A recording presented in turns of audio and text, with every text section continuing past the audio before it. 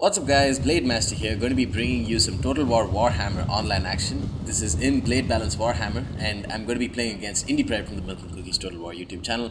Go and check his channel out, the link to the channel can be found in the description. And this is going to be a very exciting match. I'm playing as Empire and he has taken Brettonia. And I've taken a light wizard, a bright wizard here.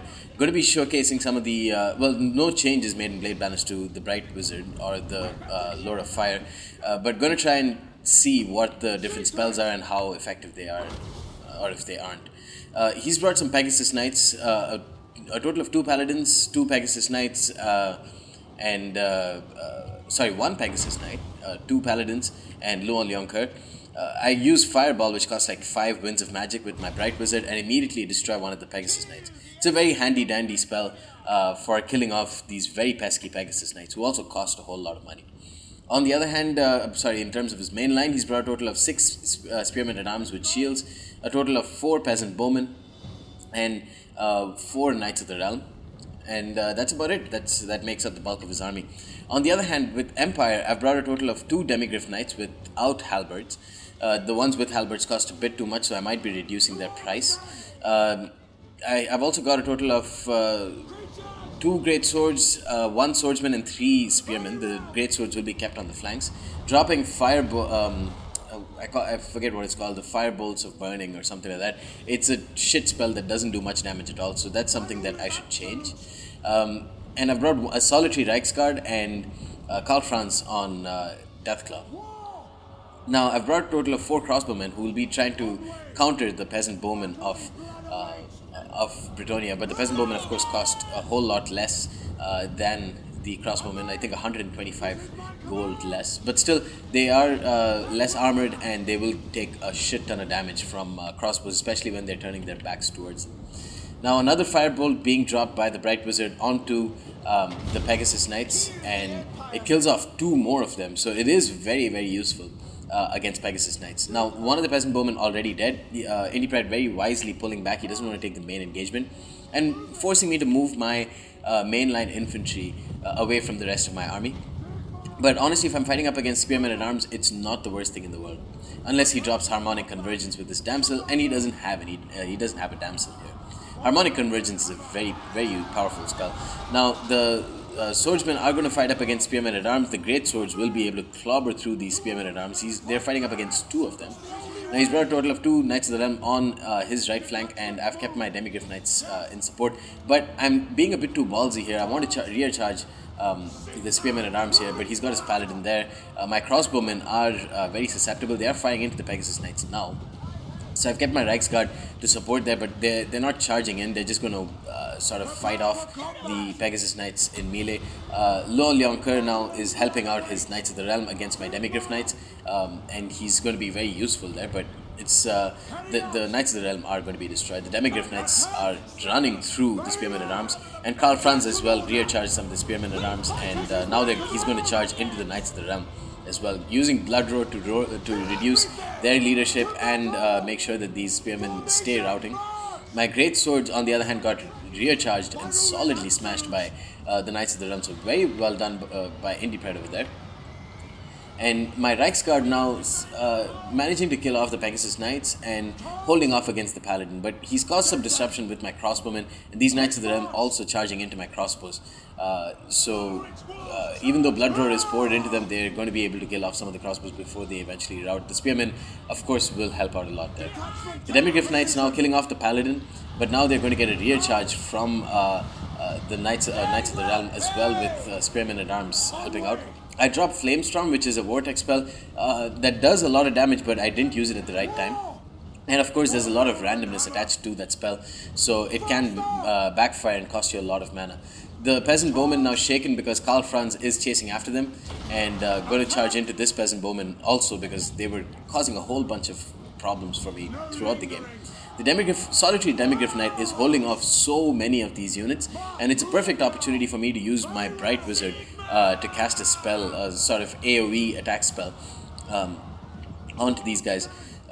Not Cascading Fire Cloak, I forget what it's called, but I'm going to be popping an incredibly strong spell that just slaughters all of these guys, the Spearmen at Arms, the Knights of the Realm, and the Paladin, all of them rout. One of the Knights of the Realm is charging into these guys, into my crossbows. I just want to take a quick look at which one it was. Yeah, here.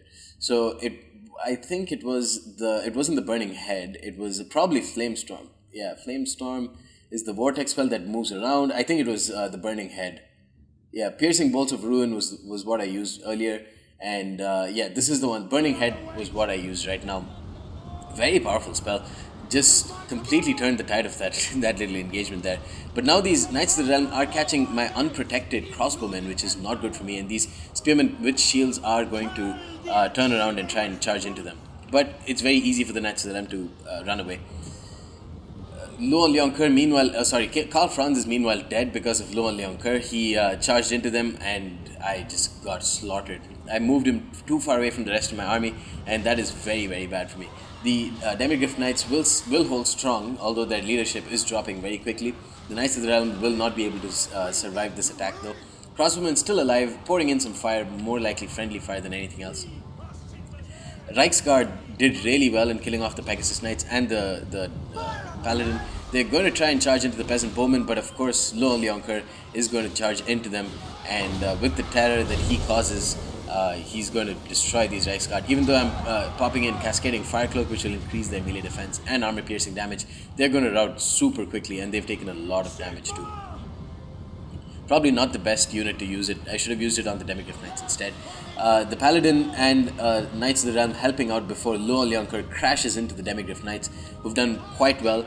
But the crossbows are the units that I spent a lot of money on, and they were useless in this battle. The Peasant Bowmen, though, on the other hand, did really well for Indie Pride. You can see some of them got a huge amount of kills. Here, 55 kills with Peasant Bows, killing off a lot of the Spearmen with shields. One of my great swords, I kept them on the flanks, which wasn't a good idea. Should have kept them in the center, and now they're so far away from the rest of the battle, so they're going to be a non-factor. They did get a lot of kills, but at the end of the day, it was against Spearmen, and probably if they were kept in the center of the battlefield, they would have been able to matter more for me throughout the course of this battle. Knights of the Realm killing off the last remaining swordsmen. The crossbows are wavering. The Reichsguard have come back from routing. But Luan Leoncoeur and the Paladins are going to be too much to handle for the remnants of my Empire army. The Demigryph Knights chasing after Paladin, trying to get a couple kills, but they are broken. And Indie Pride manages to win with around 51 seconds left. I'm surprised what else is going to go on, apart from Luan Leoncoeur taking a lot of friendly fire. The Reichsguard actually has come back from routing, so maybe they'll be able to get a charge in before they die. But this match is pretty much wrapped up. The crossbowmen are routing, and so are the Demigryph Knights. Only 2 of them left, it looks like. No, it says 6, but yeah, I think each one counts as 3, with only 361 HP left. Paladin destroying the crossbows.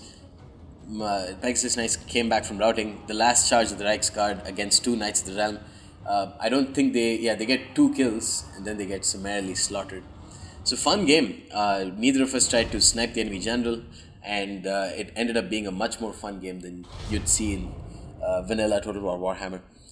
So like I said, the crossbows were a big mistake. Well, not a big mistake, but I just didn't use them properly.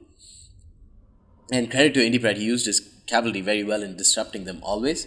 The Demigryph Knights, of course, very sturdy unit and managed to get a lot of kills. The Great Swords were again a non-factor in this game. I should have kept them in the center. That way they wouldn't have gotten charged by the Knights of the Realm as well, because I brought very few cavalry, so I should have kept the Great Swords in the center so that it would have taken longer for the enemy cavalry to reach around and hit them in the rear. Hope you guys enjoyed this battle, and stay tuned for more. Peace.